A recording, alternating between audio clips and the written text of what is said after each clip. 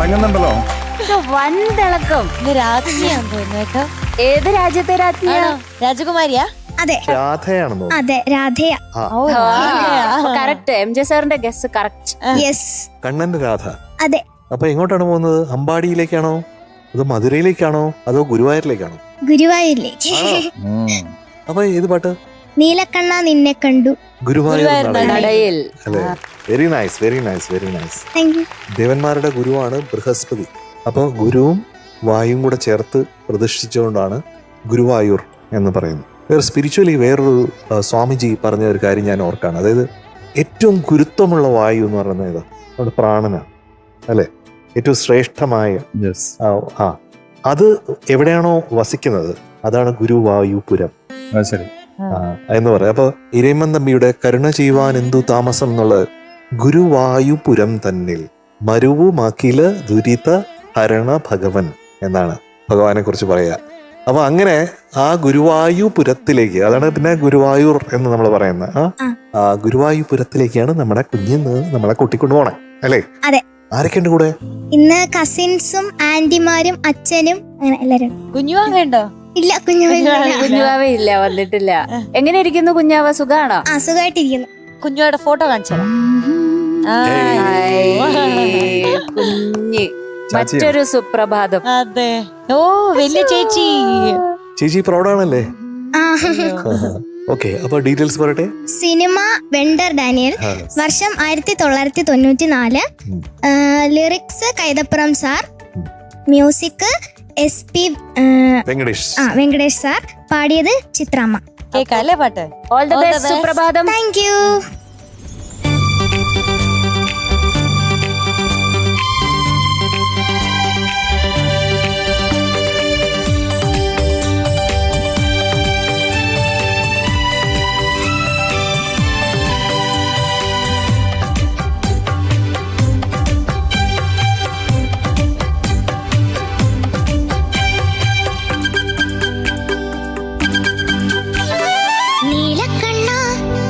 നിന്നെ